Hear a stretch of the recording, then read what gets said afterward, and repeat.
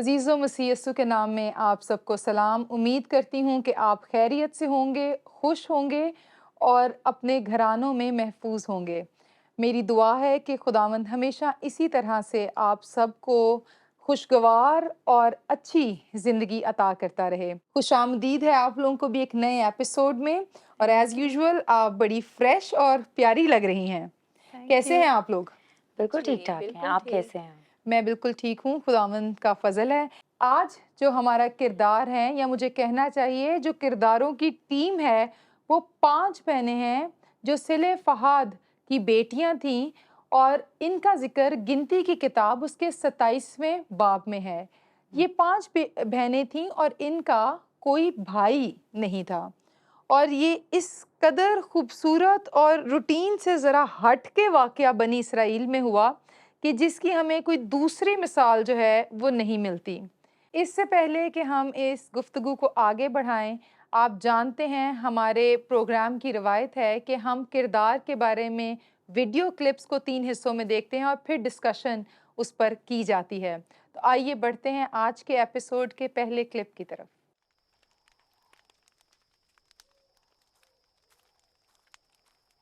मुझे बताया गया है कि आप मुझसे मिलना चाहती हैं। हम मर्द खुदा मूसा से मिलने जा रहे हैं। क्या? क्यों? हम मर्द खुदा मूसा से मिलने जा रहे हैं। हम मतलब मैं और आप? जी, आप और मैं। वैसे मैं चाहती हूँ कि बाकी बहनें भी हमारे साथ चलें। हम पांचों? हम 5 औरतें पैगंबर मूसा से बात करेंगी क्या? हाँ, जब आपकी बड़ी बहनों से मैंने इस मुआजरे पर बात की तो तुम इधर नहीं थी। कौन सा माजरा? जैसा कि हम क्लिप देखने से पहले बात कर रहे थे, हर चीज़ के दो 2 रुख रुख हैं, और हमें आगाज़ ही में दूसरा रुख नज़र आ गया है।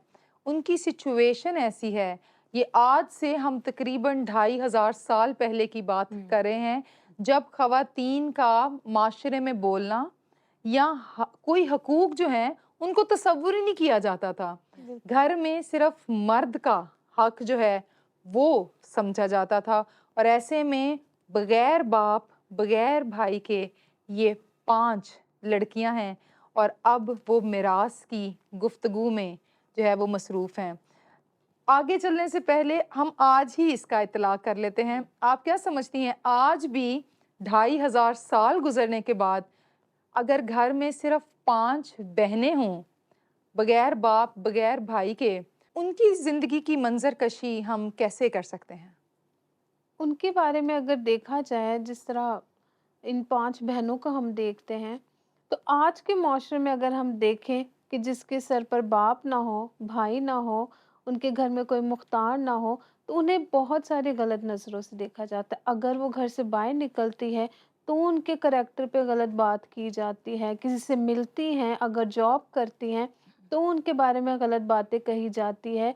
गो कि हम उनसे वाकिफ़ नहीं होते। लेकिन आज का जो हमारा माशरा है, वो बातें और इस तरह की गलत अफ़वाह फैलाने में माहिर है, और वो किसी की सूरत हाल से वाकिफ़ नहीं होते कि उनके लिए इस तरह रहना कितना मुश्किल है। 2500 साल पहले भी वही बात थी, और 2500 साल के बाद भी अगर हम देखें तो हमें यही तस्वीर जो है ना वो अपने मुआशरे में नज़र आती है कि ख़वातीन को अगर आपने देख लिया है ना कि मतलब घर में कोई मर्द नहीं है, माँ नहीं है, भाई नहीं है, बाप नहीं है, तो फिर अगर सिर्फ अकेली 5 बहनें ही हैं, तो उनके लिए तो बहुत एक चैलेंजिंग सिचुएशन है वहाँ पर ज़िंदगी को गुजारना भी। हक की बात करना तो अभी बात की बात आती है। डेली लाइफ की अगर हम उनके देखें तो उनके लिए वो हर रोज़ के लिए किसी ना किसी मुश्किल को फेस करना, किसी ना किसी चैलेंज को फेस करना, वो मतलब वो कर रही होंगी। बिल्कुल। और आपने जैसे कि कहा कि 2500 साल पीछे क्या जाना है, हम आज ही इस चीज़ को बड़े अच्छे से जो है वो समझ सकते हैं। और मैं जब रुमाना और रूथ आप बात कर रहे थे, तो सोच रही थी कि अगर उन्होंने मकान ही किराए पर लेना हो, और किसी को ये पता चले कि जी 5 ख़वातीन हैं जिन्होंने इस घर में रहना है, तो वो शायद मालिक मकान देने से पहले जो है ना, वो कहेंगे नहीं जी किससे बात करेंगे, घर में तो कोई मर्द ही नहीं है। तो ये कितना बड़ा चैलेंज है, अपनी रूटीन लाइफ को पूरा करना, मिरास में हिस्सेदारी तो बहुत बाद की बात है। मैंने अपने रिलेटिव्स में से एक ख़ानदान को देखा जिन्होंने सिर्फ इस इंतज़ार में या इस कोशिश में, उनके यहाँ 7 बेटियाँ पैदा हुईं कि इस बार हम्म। शायद बेटा हो जाए। तो हर बार मैंने यही देखा कि वो दोनों वालदैन जो हैं वो हर पैदाइश पे वो फ़ील करते थे कि खुदावंद जो है हमारी सुन नहीं रहा। और 7वीं बेटी की पैदाइश पे जो है वो मतलब मैंने खुद उनको रोते हुए लिटरली देखा। और उसके बाद वक़्त गुज़रता गया और वो जो हैं पढ़ भी रही थीं। इसी दौरान जब उनके वालिद साहब की डेथ हुई, तो उनकी वालिदा उनकी डेथ पे जब रो रही थीं, तो उनके मुँह से बार-बार यही बात निकल रही थी कि मेरा तो कोई बेटा भी नहीं और आप भी चले गए। मेरा बेटा भी नहीं और आप चले गए, अब मैं क्या करूँगी? और मैंने खुद अपनी आँखों से उन ख़ानदान की बच्चियों को पहले एक नर्सिंग में गई, फिर उसको देख के दूसरी गई, फिर तीसरी गई और फिर उन्होंने अपनी माँ को जिस तरह से सँभाला, सहारा दिया। तो मैंने अब बुज़ुर्गी के अयाम में उनको हमेशा हर लम्हे यही कहते हुए देखा कि अगर मेरा बेटा होता, तो शायद वो मुझे इस तरह से केयर ना करता, जिस तरह से कि मेरी बेटियों ने मुझे सहारा दिया। हाँ जी, देखें अगर हम जैसे अभी क्लिप में देख रहे थे कि वो बड़ी बहन है और वो बाकी सारी बहनों को साथ लेके चल रही है। तो पहली तो बात जो मैं यहाँ पर देख रही थी वो ये था कि उसने कहा है कि हम मूसा के पास चलें, कोई मज़हबी रहनुमा है, मज़हबी लीडर है, जिसके पास जाकर तो हम अपनी फ़रियाद को रख सकते हैं। मतलब वो खुदा की मर्ज़ी के मुताबिक और खुदा के मतलब उसके डर और ख़ौफ को भी सामने रखते हुए और असूलों को सामने रखते हुए वो चाहती हैं कि हम एक थ्रू प्रॉपर चैनल चलें, ताकि हमारी बात को, हमारी आवाज़ जब हम उठाते हैं तो उसको ऑनर किया जाए।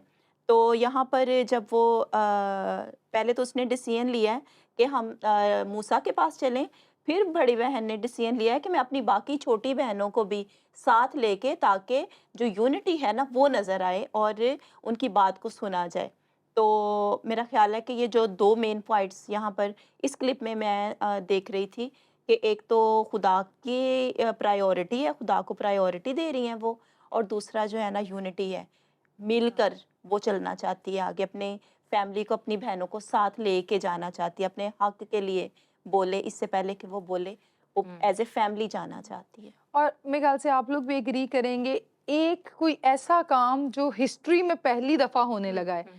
अगर कोई एक बहन अकेली जाती तो उसकी वो बात ना होती जो कि यूनिटी में 5 बहनों के जाने से ऐसे नजर आता है कि घराना सेम पेज पर है। और ये इंतहाई ज़रूरी भी है। यस। हम आजकल हमारे आधे से ज़्यादा फैमिली में चैलेंजेस इसलिए होते हैं कि बहन भाइयों में यूनिटी नहीं होती है। एक मशरिक को जा रहा होता है, दूसरा मगरिब को जा रहा होता है, लेकिन वो फोकस जो है उनके अंदर डेवलप नहीं होता। और इस क्लिप में मैं यहाँ पर जो, जैसे आपने सवाल किया था कि आपको क्या लगता है कि इसमें क्या जज्बात हैं उनके, तो दोनों बहनों में अलग-अलग सिमत के यही जज्बात हैं। एक जो है वो बहुत ज़्यादा हौसला मंद है, हौसला अफ़ज़ा है इस मामले में कि हमें जाना चाहिए और हम जाएँगे। लेकिन दूसरी जो है वो इसलिए खौफ़ज़दा है क्योंकि ये एक ऐसा मुआशरा, एक ऐसा वक़्त है जहाँ पे औरत जब मजमे में बोलती थी या लोगों के दरमियान जब उसकी आवाज़ सुनाई देती थी तो लोग उसको मायूब समझते थे। और यही वजह है कि वो खौफ़ज़दा है। और जब उसने सुना कि हम मूसा के पास जा रहे हैं, जो कि उस वक़्त में ऑल एंड ऑल था, वो सबसे बड़ा उस वक़्त में लीडर था, लीडर के पास जाना और फिर जाके एक ऐसी बात करना जो कभी पहले तारीख़ में नहीं हुई। तो मेरा ख़्याल है कि वो मैं उस दूसरी लड़की को, जो छोटी बहन है, जो खौफ़ज़दा है, उसको बहुत अच्छे से अंडरस्टैंड कर सकती हूँ। क्योंकि उसने कभी इस तरह से होते हुए देखा ही नहीं है और वो बिल्कुल भी जाने के लिए तैयार नहीं और वो साफ मना कर रही है। बिल्कुल। और शायद हमें जो देख रहे हैं, कोई ऐसी बहन, कोई ऐसा भाई, आप ऐसा कोई प्रॉब्लम फेस कर रहे हैं जिसमें आप हक पर हैं और कुछ करना चाहते हैं मगर कोई साथ नहीं दे रहा, तो आज के जो हमारे कैरेक्टर्स हैं जिन पर हम बात कर रहे हैं, शायद आप इनसे रिलेट कर सकें।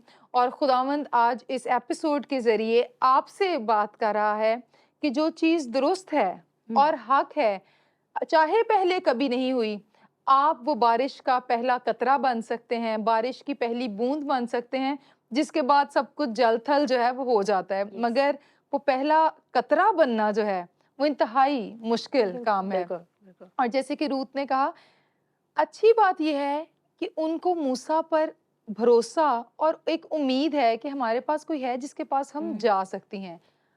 और ये एक बड़ा इम्पोर्टेंट टर्न है हमारी डिस्कशन में जिसको मैं पुट अप करना चाहूँगी। क्या आज प्रेजेंटली हमारे पास कम्युनिटी में, चाहे पासबान हो या कोई और बुजुर्ग हो, क्या ऐसे मजहबी रहनुमा हैं जिनके पास लोग अपनी फरियाद लेकर अपने हक के लिए जा सकें, मुशावरत कर सकें? और अगर नहीं हैं तो क्यों नहीं हैं? बिल्कुल रितिमा, आप ठीक कह रही हैं। और इस तरह हमारे माशरे में लीडर्स तो हैं, लेकिन इस तरह नहीं जैसे मूसा है कि हम अपने फैसले लेकर उनके पास लेकर जाएं। और ये आपने अच्छा पॉइंट उठाया है कि अगर हमारी ज़िंदगी में ऐसा कोई हो, कोई परेशानी हो, कोई मकसद हो, तो हम किसके पास लेकर जाएं? कौन हमारे लिए अवेलेबल होगा, या हम किसका नाम लें कि जिसके पास हम अपना फैसला लेके जाएं? हैं लेकिन बहुत कम। मेरा ख्याल है एतमाद की जहाँ तक बात है, तो हम नॉर्मली तो बहुत एतमाद करते हैं, दुआया दरख्वास्तें हम अपने पासबानों को देते हैं, या अपने जो फाइनेंशियल इश्यूज़ हैं वो भी हम करते हैं। लेकिन जब कोई ऐसी बात है, कोई ऐसी सिचुएशन है, तो जो मुआशरे में इस वक्त में हालिया जो सिचुएशन है वो ये है कि हम ज़्यादातर पासबानों को एक मनफी तर्ज़े गुफ्तगू सुन के कर के हम अपना एतमाद उन पर खो चुके हैं। और कई बार जो पास्ट के वाक़यात हैं, उनकी वजह से कुछ किसी एक पासबान ने कोई काम कर दिया, तो उसकी वजह से फिर हम बाकियों पर भी उस तरह से एतमाद नहीं कर पाते। रूथ, आप कुछ ऐड करना चाहेंगी जी इसमें? बिल्कुल। पहली तो बात यह है कि मतलब पासबानों के बारे में कमेंट देना या कुछ बोलना जो है ना, वो ज़रा सोच समझ कर ही हमें करना चाहिए। लेकिन मतलब वेरी सॉरी टू से कई दफ़ा इस तरह होता है कि बड़े अपने फ़ैसले ख़ानदानी तौर पर पासबानों के पास लेके जाना जो है ना, ये तो एक बड़ा इशू है। तो हमारे जो लीडर्स हैं, उनको अपनी ज़िम्मेदारी को समझना चाहिए। मतलब जो फैमिलीज़ रेगुलर हैं चर्च में जाना और हर तरह से अपना कंट्रीब्यूशन कर रही हैं, तो जब इस तरह की चर्च की तरफ से या पासबानों की तरफ से जो सपोर्ट होती है ना एक फैमिली को, तो वहाँ पर हमारे लीडर्स को खड़े होना जो है ना, वो उनका बहुत ज़रूरी है ख़ानदानों के लिए। ये कुछ ऐसी बातें हैं जो कि कड़वी हकीकतें हैं, और पासबानों को, लीडर्स को, मिनिस्ट्री में जितने लोग समझते हैं कि वो खुदावंद की तरफ से बुलाए गए हैं और उन्हें बतौर चरवाहा खुदावंद ने अपॉइंट किया है, तो अच्छा है कि चरवाहे अपनी भेड़ों को बनाम जानते हों। और अगर एक चरवाहे से हैंडल नहीं हो रहा तो फिर चरवाहों की टीम होनी चाहिए ताकि भेड़ें खोया हुआ महसूस ना करें। और इसी पॉइंट ऑफ थॉट के साथ हम यहाँ पर लेंगे एक मुख्तसर ब्रेक। ब्रेक के बाद वापस आएंगे और देखेंगे अपना क्लिप नंबर 2।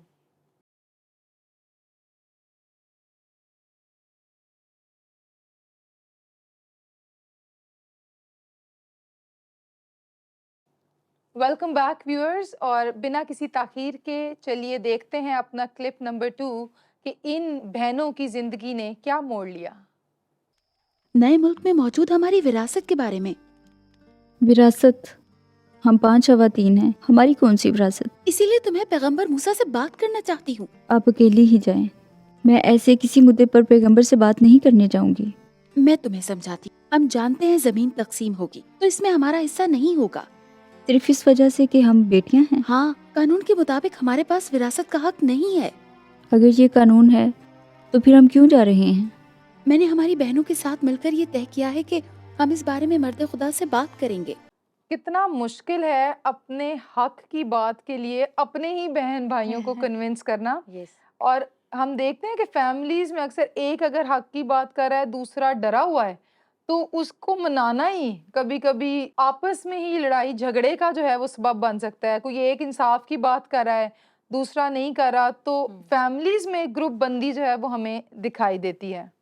लेकिन इस क्लिप में मैं एक और चीज़ रितमा फील कर सकती हूँ कि एक जो जैसे मैं पहले बात कर रही थी कि एक बहन जो है वो जानती है कि वो क्या कर रही है और ये राइट है और उसको करना चाहिए, लेकिन दूसरी तरफ हम देखें तो वो अभी तक भी मानी नहीं है, क्योंकि उसके अंदर ये जो खौफ और बेचारगी वाला एलिमेंट है ना, जो आज भी हम खवातीन में देखते हैं कि हम ख़वातीन हम क्यों ये करें या हम कैसे ये कर सकते हैं। तो इस ताल्लुक से भी मेरा ख्याल है कि इस पे हमें बात करने की या सोचने की ज़रूरत है। हमें खुदावंद ने बिल्कुल उसी तरह से आज़ाद मर्ज़ी पे पैदा किया है जैसे कि मर्द को पैदा किया गया, और खुदावंद की शुक्रगुज़ारी इस बात के लिए कि ख़वातीन होते हुए भी उसने जो हमें हुकूक दिए हैं, जो हमें सबसे बढ़कर अपने बेटे हमारे खुदावंद यीशु मसीह की जो कफ़ारा है, उसकी जो कुर्बानी है, वो भी उसने मेरे लिए भी उतनी ही दी थी। तो ये यकीनन। बेचारगी के एलिमेंट से हमें बाहर आने की ज़रूरत है। इस खौफ से कि जी मैं लड़की हूँ, मैं क्या करूँ, मेरे पास तो अपॉर्च्युनिटीज़ नहीं हैं, या मेरा तो ये कानून मेरा साथ नहीं देगा, लोग क्या कहेंगे। मेरा ख़्याल है कि इसमें जो दूसरा कैरेक्टर ये बड़ा स्ट्रॉन्ग नज़र आ रहा है। बिल्कुल। तो जो नौजवान बेटियां हमें देख रही हैं, माएँ हमें देख रही हैं, मैं आपको इनकरेज करना चाहूँगी अपनी बच्चियों को उनके राइट्स के बारे में बताएँ। बजाए इसके कि सोसाइटी जो है हुँ। वो उनको प्रेशराइज़ करे। रूथ, आप तो नौजवान बच्चियों से मिलती हैं, रुमाना आप और नौशीन भी डेफ़िनेटली इनमें काम करती हैं। तो हम देखते हैं कि बच्चियों में कई किस्म के जो हैं वो कॉम्प्लेक्सेस हैं। जी, बिल्कुल। और कई दफ़ा तो हमारे घरों में ही बच्चियों को उनके हक़ के लिए नहीं बोलने दिया जाता है, और कई दफ़ा तो पेरेंट्स ही, जैसे फ़र्ज़ करें कि आइसक्रीम आई है घर में, तो जो ख़ास तौर पर माएँ होती हैं, उनको होता है कि ज़्यादा ना बेटे को डाल के दे दी जाए, तो वो फिर बाकी जो होएगा लेफ़्ट ओवर वो देख लेंगे कैसे है। तो मतलब हमारे घरों में ही इस तरह के जो है ना, लेकिन हमें अपने बेटों के साथ-साथ बेटियों को भी ये तालीम देने की ज़रूरत है कि उन्हें भी अपने हक़ के लिए बोलना है। और जो मेरा मेरा ख़्याल है कि जिस चीज़ के हम हिस्सेदार हैं, जो बरकत हमारे लिए है, जो खुदा ने जो ब्लेसिंग हमें देनी है, तो उसके लिए अगर हमें बोलना है, अपने हक़ के लिए बात करनी है, तो वहाँ पर हमें डेफ़िनेटली अपने आप को भी, अपनी बेटियों को, अपने बच्चों को इस बात के लिए कन्विंस करना है कि वो ज़रूर अपने हक़ के लिए बोलें। यहाँ पर बड़ी बहन है, वो समझदार दिखाई गई है, और वो अपनी छोटी बहन को सिखा भी रही है एक तरह से। वो तो हम देख रहे हैं ना कि वो उसको कह रही है कि चल तू मेरा साथ दे, और हम दोनों जाते हैं। लेकिन अगर इसका हम दूसरा पहलू देखें, तो वो अपनी बहन को सिखा भी रही है कि हमें अपने हक़ के लिए बोलना है। वो कोई नाजायज़ चीज़ लेने के लिए उसको नहीं कह रही थी, बल्कि जिसके वो हकदार थे, जिस पर उनका हक़ था और वो उनके हिस्से की चीज़ थी, वो अपना हिस्सा ही माँग रहे थे। और मैंने तो ये बात ऑब्जर्व की है ओवर द इयर्स कि अगर आप खुद अपने हक के लिए नहीं बोलेंगे और हमेशा सोचते रहेंगे कि कोई मेरे हिस्से का बोल दे और मेरे हक की बात करे, तो ऐसा नहीं होगा।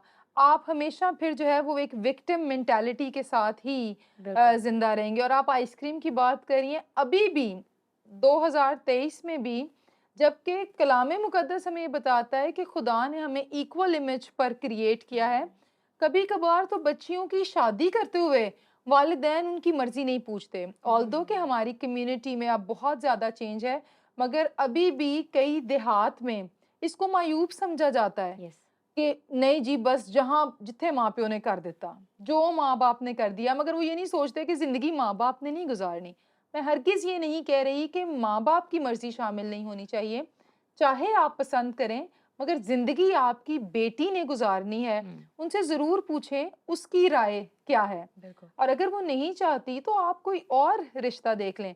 मगर इसको अना का मसला बनाना जो है कम्युनिटी में कि मैं ज़ुबान कर देती है, बाप ने ज़ुबान दे दी है, भैया आप पहले पूछ लें अपनी बेटी को। और रुमाना, आप तो एक कबायली इलाके से हैं, कोयटा से हैं, तो वहाँ पर तो मेरे ख्याल से ये और ज़्यादा इज्जत बेइज्जती का मामला है। बिल्कुल रितिमा, ऐसा ही है।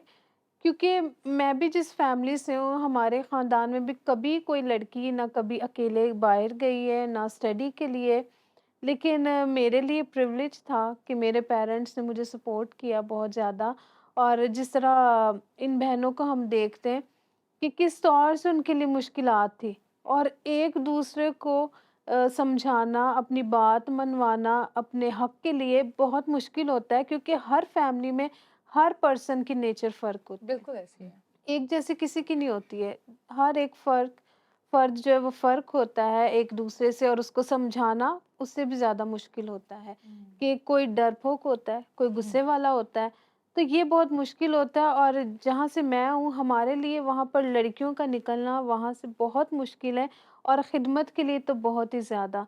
और अपने हक के लिए बोलना तो बहुत ही मायूब समझा जाता है लड़कियों का, कि ये अब अपने हक के लिए बोलेगी। कि मतलब लड़कियों को आज भी, इस दौर में भी लड़कियों को इस तरह समझा जाता है कि कई वो ख़ानदानों में अगर लड़कियां ज़्यादा हो जाएं तो वो मायूब समझा जाता है, और उनको हकीर नज़र से देखा जाता है। अपने हक के लिए नहीं बोल सकती हैं, अपनी ख्वाहिशात नहीं पूरी कर सकती हैं, उनके अंदर बहुत सारे शौक़ होते हैं एक लड़की होते हुए, कि मतलब आप आज़ादी से कोई काम नहीं कर सकते। तो ये इनको देखते हुए बहुत मुश्किल है। मैं इसके क्लिप के ताल्लुक से सोच रही थी कि कभी-कभी यानी वो जो बहन है, जब दूसरी को मना रही है, तो वो सिर्फ़ अपने हक के लिए नहीं बल्कि उसको भी इसका फ़ायदा था या उसको भी इसके जो है वो बरकत का वो हिस्सा बन सकती थी। तो कई बार हमारे घरानों में भी कुछ ऐसी बहनें, भाई होते हैं, जो कि अपना अच्छा-बुरा नहीं सोच पाते।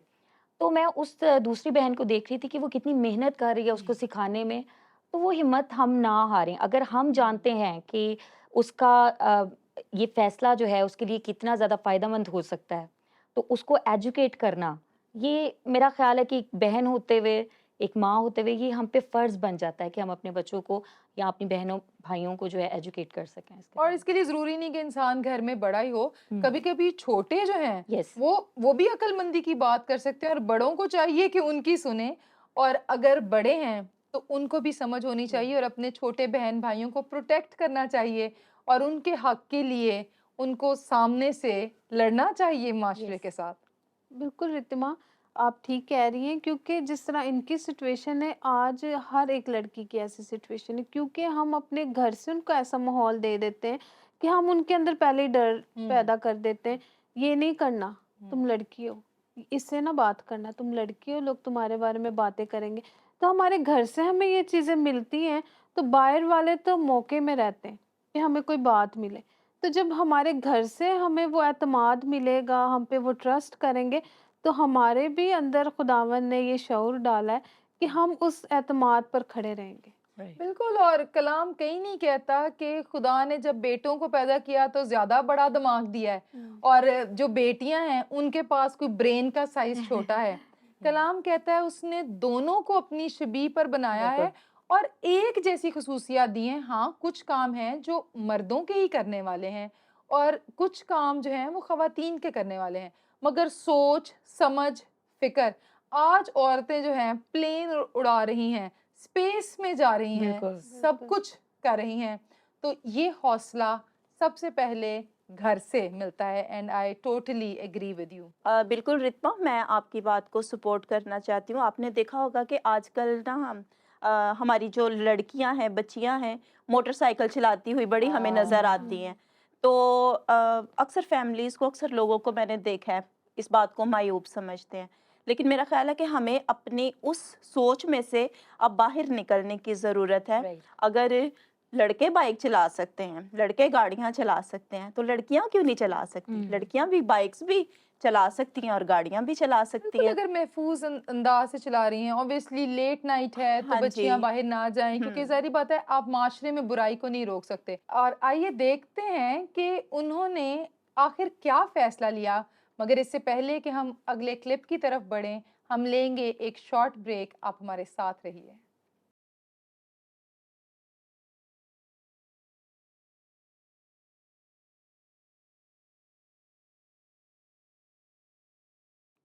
वेलकम बैक अजीज़ों। और जैसे कि मैंने ब्रेक पर जाने से पहले आपसे कहा था, हम आते ही अपने अगले क्लिप की तरफ बढ़ेंगे। तो चलिए देखते हैं आगे क्या हुआ। कौन बात करेगा, आप और मैं? ये मेरे ज़हन में है। बजाय इसके कि हम सब जाएं, हम दोनों चलते हैं। डरो मत, ये हमारा हक है। हमारा हक कैसे? पता चल जाएगा। मुझे बहुत डर लग रहा है। आपने मुझे क्यों चुना है? मैं ये नहीं कर सकती। ईमान रखो। चलो अब हम चलते हैं ताकि जल्दी उठ सकें और उससे मुलाकात कर सकें।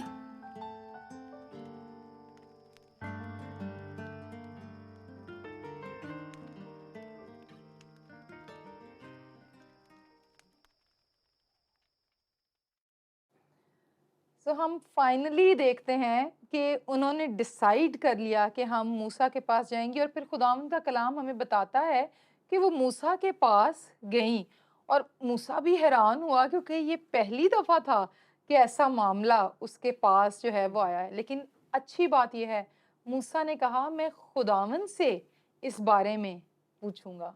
तो आपके ख्याल से आज जो लीडर्स हैं या मिनिस्ट्री वर्कर्स हैं, जब लोग उनके पास मशवरे के लिए जाते हैं, तो क्या वो टाइम स्पेंड करते हैं प्रेयर में? मेरा ख्याल है ज़्यादातर तो वो ये मैटर्स पे डिपेंड करता है कि आपके पास जो मसला आ रहा है वो क्या है। अगर तो ये वाकई में इतना संगीन है जो कि पहले कभी हुआ नहीं, नॉर्मली तो मेरा ख्याल है चर्चेज में वही चीज़ें होती हैं और वही बातें होती हैं, मुख्तलिफ फैमिलीज़ में वही मसाइल होते हैं जो कि पास्टर साहब के पास ले जाए जाते हैं, और वो यकीनन खुदावंद की कलाम से वाकफियत के साथ और खुदावंद के साथ वक्त जो उन्होंने पहले किसी और फैमिली के मैटर को सॉल्व करते हुए गुजारा था, उसी के बिना पे वो फैसला कर देते हैं। लेकिन क्योंकि मूसा के सिलसिले में इस सारी सिचुएशन को जब हम देखते हैं, इस वाक़े को, तो उसके पास कभी पहले इस तरह की जो है सिचुएशन नहीं आई। तो उसको फिर डेफिनेटली खुदा से पूछना था, और मेरा ख्याल है कि हाँ, वाक़ई में वो पासबान, वो लोग जो वो ईमानदार जो वाक़ई में खुदा के साथ रेलेवेंट हैं, वो इसको एक ज़िम्मेदारी समझते हैं। और फिर जब उनके पास कोई ऐसा संगीन मैटर उनसे डिस्कस किया जाता है, उनसे फ़ैसला माँगा जाता है, तो वो लाज़मन इसके ताल्लुक से बात करते हैं। और आप तीनों मेरे साथ मुत्तफ़िक होंगी इस बात पे कि सलाहकारी करना, काउंसलिंग करना या किसी के मामले पर किसी को सजेशन देना, जब कोई शख्स आपको ज़िम्मेदार समझते जी। हुए, पासबान या मिनिस्टर समझते हुए आता है, तो बेसिकली वो आपको ये कह रहा होता है कि आप खुदावंद की आवाज़ मेरे लिए बने, बिल्कुल। खुदावंद से पूछें, और जो कुछ आप कहेंगे मैं समझूंगा कि ये खुदावंद की तरफ से सजेशन है। तो ये किस कदर बड़ी जिम्मेदारी है। अगर आज हमारी ऑडियंस में कोई मिनिस्ट्री वर्कर्स हैं, काउंसलर्स हैं, जो कि नौजवानों में चर्चेस में खिदमत करते हैं, तो ये मूसा की मिसाल हमारे लिए बड़ा चैलेंज है। इतना बड़ा रहनुमा होते हुए वो तो भी उन्हें कह रहा, वो अपनी समझ से भी कह सकता था, नहीं नहीं नहीं, धुतकार भी सकता था, मगर उसने कहा नहीं, मैं खुदावन से पूछूंगा, और फिर खुदावन ने उसको जवाब भी दिया है। जी बिल्कुल, मैं समझती हूँ कि यहाँ पर हमें भी अपने आप को एम्पावर करने की ज़रूरत है कि हम अपने मामलात में किस कदर अपने लीडर्स और खुदा को प्रायोरिटी देकर उनसे जाके दुआ में ठहरते हैं और बातचीत भी करते हैं। यहाँ पर अगर हम थोड़ा सा इसके सियाको सबाक को देखें इस हवाले के, तो कानून जो है ना वो मिल चुका हुआ है। बेशक अभी एक प्रॉपर वो तरतीब नहीं दिया गया, लेकिन कानून बन गया हुआ था कि जो जायदाद का हिस्सा है वो मर्द हजरात के लिए ही है। लेकिन यहाँ पर आके मूसा ने कहा कि ठहरो, वो उसने एकदम से नहीं कह दिया कि भाई आप तो इसके ज़ुमरे में ही नहीं आती हैं, ख़वातीन हैं। लेकिन उसने एक सॉफ्ट कॉर्नर रखते हुए अपने दिल में वो कहता है कि नहीं, मैं खुदा से इस बारे में पूछूंगा। मतलब वो भी चाहता था कि इस बारे में भी इस बात को भी हम अपनी डिस्कशन में लेकर आएं, खुदा से हम बात करें कि इनके लिए क्या है, ख़वातीन के लिए क्या है। और उस दौर में ज़मीन जो है, मिरास का जो हिस्सा है, इसका ताल्लुक इंसान की आइडेंटिटी और फिर फैमिली के साथ, उसके ताल्लुक और फैमिली के नाम के साथ जुड़ा हुआ होता है। और इसीलिए जब खुदावन ने फिर ये हुक्म दिया कि हाँ ठीक है, इन बच्चियों को उनका हक मिलना चाहिए, क्योंकि ना इनका बाप है ना इनका भाई है, मगर साथ शर्त भी दी गई कि ये बनी इसराइल से बाहर शादी ना करें, क्योंकि असूल ये था कि अगर बाप नहीं है, भाई नहीं है, तो फिर जो जायदाद है वो चचा के पास, अगर चचा भी नहीं है तो फिर जो सबसे करीबी मर्द रिश्तेदार है उसके पास जाया करती थी।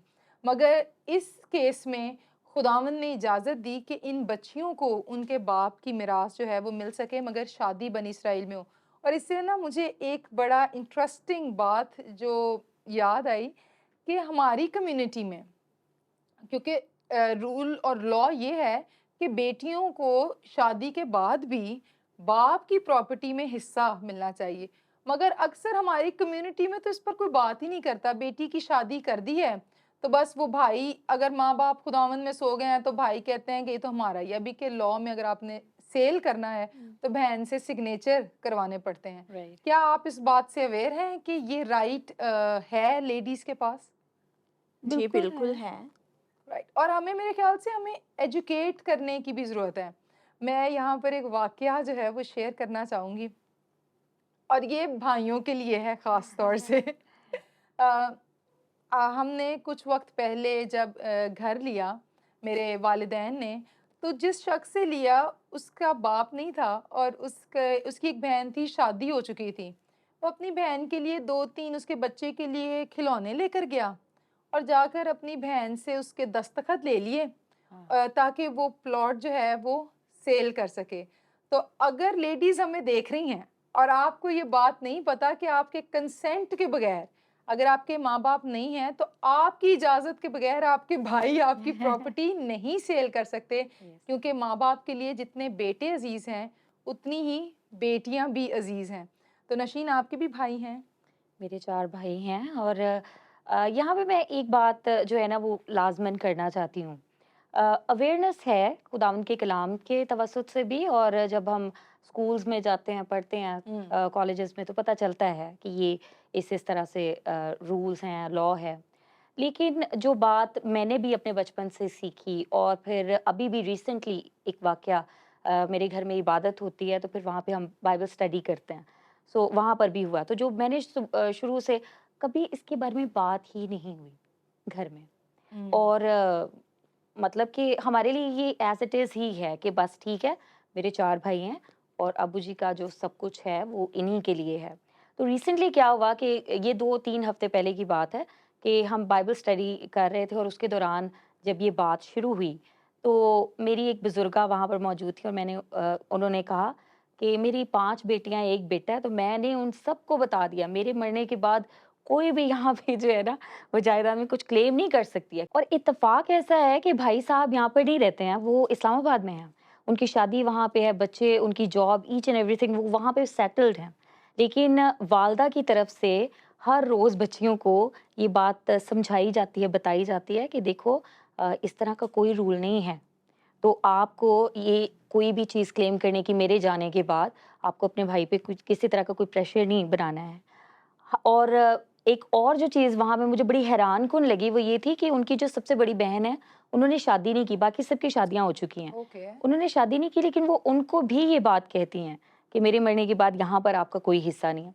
तो अनफॉर्च्युनेटली ये बात जो है हमें वाक़ई में अवेयर करने की दूसरों को ज़रूरत है, ख़वातीन को, ख़ासकर ऐसी ख़वातीन जिन्होंने शादियाँ नहीं की, जो कि अपने वालिदैन के पास हैं। और मेरे नज़दीक ये बहुत ही ज़्यादा एक ज़ालिमाना तर्ज़े अमल है वालिदैन की तरफ से कि वो बेटियों को जो है वो जहाँ पे अभी बात हो रही थी आइसक्रीम की, वहीं पे ये जो तज़ाद है, या ये जो दोहरापन है, या ये जो फ़ेवरेटिज़्म है, ये यहाँ तक मतलब एक क्रूअल किस्म की, जो मैं कह सकती हूँ कि रिलेशन बन जाता है। बात है कि वालदा साहिबा को उन पे बिल्कुल तरस नहीं आ रहा है कि उसकी शादी नहीं है हुई, तो वो फिर भी उनको बार-बार हर रोज़ ये बात बताती हैं कि किसी भी टाइम पे मैं खुदावंद के पास जा सकती हूँ, तो आपने ये काम नहीं करना। हाँ, और देखें, अगर आपकी बहनों की शादी हो गई है, बेटियों की शादी हो गई है, वो मेरे ख्याल से मेजॉरिटी ऐसा करती भी हैं। वो यस, अपने घरों में उनके हस्बैंड्स, वो सब कुछ है,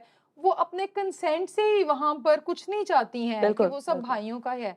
मगर जैसे नौशीन ने पॉइंट आउट किया, अगर बहन की शादी नहीं हुई है हुँ, और वो पेरेंट्स पर डिपेंडेंट है, तो फिर ये उसका राइट है। और इवन अगर राइट, मैरिड बेटी भी क्लेम करना चाहे, तो आप उसको बुरा पोर्ट्रे कर दें, और ये भी एक गलत रवैया है। इंसाफ की बात जो है, यस, इंसाफ का तकाजा ये है कि जो कानून कहता है उसके मुताबिक बेटे और बेटियों को जो है वो हिस्सा दिया जाना चाहिए। राइट, सो यकीनन ये वो बातें हैं, ये वो सोशल इश्यूज़ हैं जिन पर हमें अवेयर करने की ज़रूरत है। पेरेंट्स की भी काउंसलिंग करने की ज़रूरत है, बिल्कुल, और बिल्कुल। बच्चों को भी बताने की ज़रूरत है कि माँ-बाप की रज़ामंदी के साथ, बहन-भाइयों की आपसी रज़ामंदी के साथ ये हिस्से जो हैं वो होने चाहिए। So thank you so much ladies, आज की वंडरफुल गुफ्तगू के लिए और इन सारी डिस्कशन के लिए। मेरे ख़्याल से हमने कुछ बड़े ख़ास टॉपिक्स को आज डिस्कस किया है। इसके बाद मैं उम्मीद कर रही हूँ कि कुछ ठीक-ठाक फीडबैक आने वाला है। मगर ज़रूरी ये है कि हम जो बातें करें, वो खुदावंद के कलाम की रोशनी में करें, क्योंकि ये सारी बातें इसीलिए दर्ज हैं ताकि लोगों को सिखाई जा सकें और हम खुद भी अपनी तालीम और तरबियत के लिए ये बातें सीख सकें। और मैं इन 5 बहनों को भी एप्रिशिएट करती हूँ जो अपने राइट के लिए उठी हैं, जो कानून नहीं था, उसमें भी उन्होंने अपील की है और फिर उनके लिए गुंजाइश बनी है। अगर आज आप ज़िंदगी के ऐसे मोड़ पर हैं, जहाँ पर आप इस कश्मकश में हैं और समझते हैं कि कोई आपकी बात को सुनने वाला नहीं है, मैं किस तरह से अपनी बात अपने हक के लिए बोलूँ, तो मैं आपको इनकरेज करना चाहती हूँ।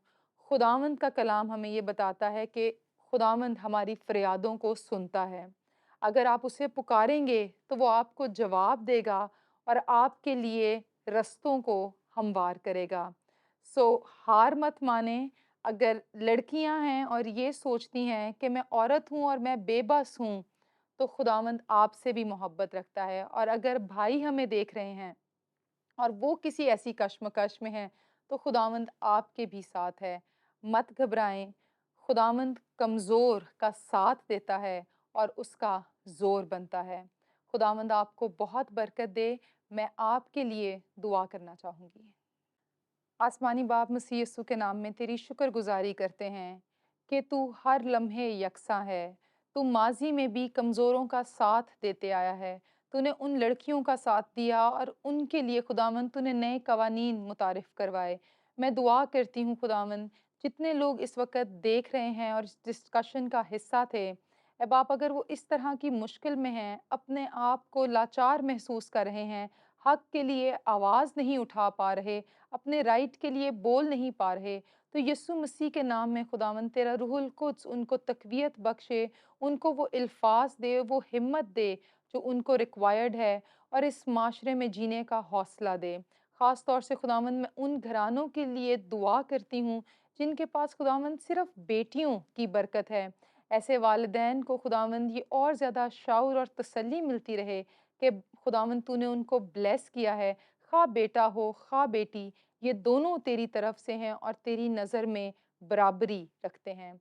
मैं मसीह यीशु के नाम में इन तमाम देखने वालों को और इनके घरानों को बरकत की दुआ देती हूँ। ऐ बाप, तू इन सब के साथ हो और ख़ास तौर से उनके साथ जो कि कमज़ोर हैं और अपने आप को कमतर महसूस करते हैं, वो तुझ में अपनी आइडेंटिटी को हासिल कर सकें और एक फ़तहमंद ज़िंदगी गुजार सकें, मसीह यीशु के नाम में। आमीन। अज़ीज़ों, आपके साथ का, आपकी दुआओं का शुक्रिया और हम उम्मीद करते हैं कि ख़वातीन बाइबल का ये शो आपके लिए हौसले, तरक्की और तरबियत का वसीला बन रहा है। हमें अपनी दुआओं में याद रखें। अगली दफ़ा हाज़िर होंगे एक नए किरदार और कुछ नई गुफ्तगू के साथ। खुदावंद आपको बहुत बरकत दे।